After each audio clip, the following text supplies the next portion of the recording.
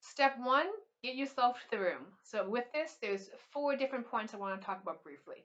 The first is accountability of some kind. This could look like texting a friend to say, hey, let's meet in Denton at 5 o'clock. We'll both practice for an hour before supper. That could also look like texting a family member that's not in the area and say, hey, just give me a shout at 8 o'clock tonight. I'm going to be headed to Denton to practice, and I just want you to keep track of that. By putting some external accountability to it, it can help mitigate the chance that we'll create excuses and just not show up for ourselves when we really need to. The second point is your outfit choice. So for myself, mornings, if I'm going to come early before classes, I usually do like a business casual type of thing. If it's going to be like 9 o'clock, 10 o'clock at night, I'm often showing up in my comfiest sweatshirt. So just knowing how to best support yourself in that way, depending on what you need to do. And for me, time of day is huge. The third thing is the practice space itself. So there is something familiar and comforting about going to the same practice room that you often gravitate towards, and that's totally fine. Sometimes, though, if you're craving a bit of excitement, a bit of change, just by doing something different, by going to a different room or a different area, like a stage, or even a different building, like festival, for example, would definitely change that environment and just give you something, give your brain a bit of stimulation in a different way, right? With that, though, be aware of kind of how it's furnished and also the size. So looking at like a Spartan aspect versus luxurious. So on the one hand, you have bare walls and very few distractions within the room itself. On the other hand, though, if you're sometimes in a very nice room with a beautiful window and your dog sleeping on a rug in front of the piano, it can be very easy to get distracted. So be aware that in most cases, a Spartan area is going to work better for you as far as keeping your focus on what you need to keep focused on. The last point in this section is keeping a fun beverage with you or a fun container. For myself, it's my fun pink water bottle, and I love it so much. It goes everywhere with me. But also in just practice room areas, I often have something like a turmeric latte or a matcha latte mix that I have in the building that I have when I'm practicing. I don't have it anywhere else. So for me, that's something like a cozy, comforting beverage to have when I'm in the practice room area.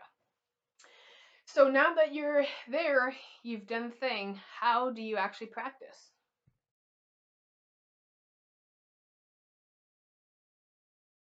Is to have fun first. So this might look like playing an old piece that you're not really working on, but you enjoyed while you played it.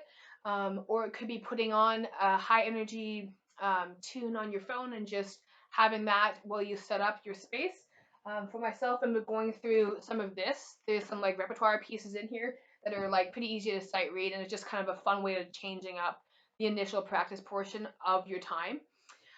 The second thing is put your timer on for a few minutes, 2 to 5 minutes, and look at the piece of music that you need to look at, but you're only doing it for 2 to 5 minutes, so it's super small. You can definitely do it. This is just creating a great way of getting through that initial barrier of doing what you actually need to do. It can be really hard to show up to the practice room and keep that motivation going because sometimes we get here and we don't want to do our actual work, right? So by doing that 2 to 5 minutes, that's all you have to do. Once you're done that, your motivation will often carry over into a little bit longer, which leads us to the smallest achievable perfection, SAP, which is where you take something and you break it down to the smallest achievable perfection. So for this, you could chunk it, a term that we can talk about in a second, into like say a measure, for example. Instead of doing the whole thing through, just take the first measure and chunk it into that little section, and then that's your goal. That's your goal for that point. So then you break it down further. Can you play it hand separate? No? Okay, fair enough. Can you play a note? Can you play one of the notes written? Possibly. If you can't, that's your goal. So breaking it down to something you can actually do. And so with that chunk, you can do things like, yeah, hands together, hands separately, change the rhythmic, change dynamics. So that's kind of integrating the learning a bit better than just playing it through repeatedly. Yeah, so that's kind of the smallest achievable perfection. Once we have that, we can also, and with that, we can make it a game, right? Anything you can count, you can make into a game. So whether that's just marking on a paper with some colorful markers every time you do it correctly or the way you want it to sound, et cetera, by just making it something fun, it'll help your brain just be more excited to be there and more excited to do what you need to do, right? The last thing is to buy a fun notebook. So for myself, I have this right here.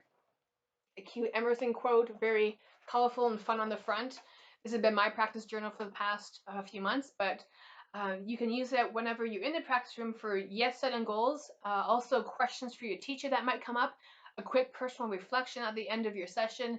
If you want to map out your goal for the next session so you don't have to think about it the next time you have to come, all those things can just be condensed and held in this notebook versus trying to keep track on a phone or something, which is just usually not as good as just writing it down because we can get distracted with our phones and whatnot.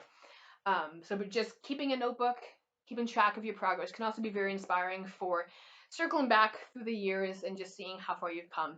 When you're feeling not so great about your progress, you can just remind yourself of how far you actually have come.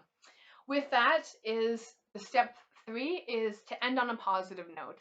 No pun intended, but this is super important for just setting yourself up for success, right? So once we have done what we've come to do, is to not give up when we're very frustrated and we can't do what we want to, but to finish on a high level of achievement and just be very positive about that experience. So when we pack up, we do want to come back the next day, right? So just being aware of how you end it is also very important, not just what you do in the middle.